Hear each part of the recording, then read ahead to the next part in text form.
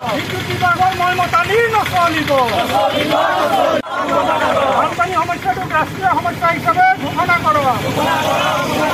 বানপানী সমস্যাক ৰাষ্ট্ৰীয় সমস্যা হিচাপে ঘোষণা কৰক। বানপীড়িত ৰাইজক ক্ষতিপূৰণ দিয়ক।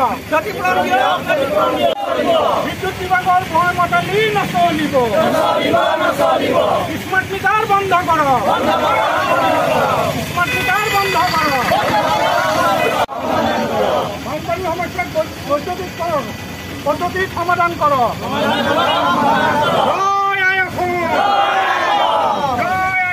আমি সদৌ অসম সংখ্যালঘু ছাত্ৰ ইউনিয়ন চমুকৈ আমচুৰ কেন্দ্ৰীয় সমিতিৰ নিৰ্দেশ মতে আজি অসমৰ প্ৰতিটো জিলাৰ লগতে আমাৰ ডিব্ৰুগড় জিলাতো আমি কেইবাটাও দাবীৰে এই 2 ঘণ্টীয়া অৱস্থান কাৰ্যসূচী হাতত লৈছোঁ। যদি চৰকাৰে আমাৰ দাবীসমূহ মান্যতা নিদিয়ে তেন্তে ইয়াতকৈ আমি জংগী আন্দোলন গঢ়ি তুলিবলৈ বাধ্য হ'ম আৰু ইয়াৰ পৰৱৰ্তী আমি ভাৰতৰ ৰাজধানী দিল্লীত যন্তৰ মন্তৰত হ'লেও আমি ইয়াৰ প্ৰতিবাদী কাৰ্যসূচী গ্ৰহণ কৰিবলৈ বাধ্য হ'ম।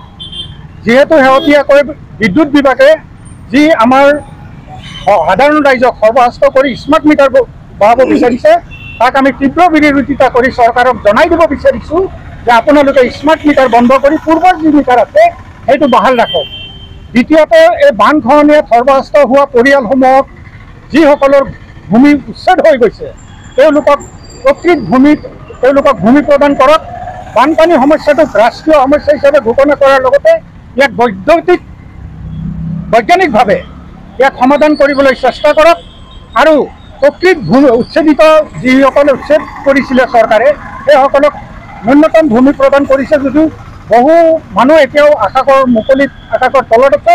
তেওঁলোকক ভূমি প্ৰদান কৰাৰ লগতে শেহতীয়াভাৱে জাহাংগীৰ আলমক যি শীতল মস্তিষ্কৰে হত্যা কৰা হ'ল এই হত্যাৰ ৰহস্যটো ভেদ কৰিব লাগে। আমি এইবিলাক আৰু অন্যান্য দাবীৰে আমি আজি ইয়াত উপস্থিত হৈছোঁ আৰু ইয়াৰ লগতে শেহতীয়াভাৱে আমাৰ ছাত্ৰ সমাজৰ ওপৰত যি নিৰ্মম অত্যাচাৰ হৈছে শেহতীয়াভাৱে কলকাতাত আজি কলেজৰ যি ছাত্ৰীগৰাকীক নিৰ্মমভাৱে গ্ৰেপ্তাৰ কৰি হত্যা কৰা হ'ল কালপীড়িতক ফাষ্ট ট্ৰেক আদালতত ৰায় প্ৰদান কৰি তেওঁলোকক ফাঁচীৰ কাঠত ওলমাব লাগে আৰু সেই দৃশ্যটো চাই যাতে অইনে তেনেকুৱা জঘন্য কাম কৰিব নোৱাৰে তাৰ বাবে আমি চৰকাৰৰ ওচৰত আহ্বান জনাইছোঁ। ছাত্ৰ ইউনিয়ন চমুকৈ আমচুৰ ডিব্ৰুগড় জিলা সমিতি কেন্দ্ৰ সমিতিৰ নিৰ্দেশ মৰ্মে আজি আমি যি 2 ঘণ্টীয়া ধৰ্মঘট কাৰ্যসূচী ৰূপায়ণ কৰিছোঁ।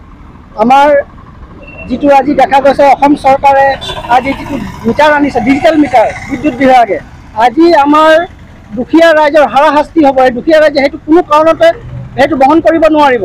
কিন্তু এই চৰকাৰে এই বস্তুটো বাতিল কৰিব লাগিব যে স্মাৰ্ট মিটাৰ লৈ আজি আমাৰ দুখীয়া ৰাইজ সাধাৰণ ৰাইজ আজি বানপানী হয়। বানপানী সমস্যাত আজি আমি দেখা গৈছোঁ ডিব্ৰুগড়ত কিমান ৰাস্তা পদূলি একেবাৰে ডাঙৰ ডাঙৰ গাঁত হৈ গৈছে কিন্তু ইয়াৰ ওপৰত কোনো কথা নাইকিয়া।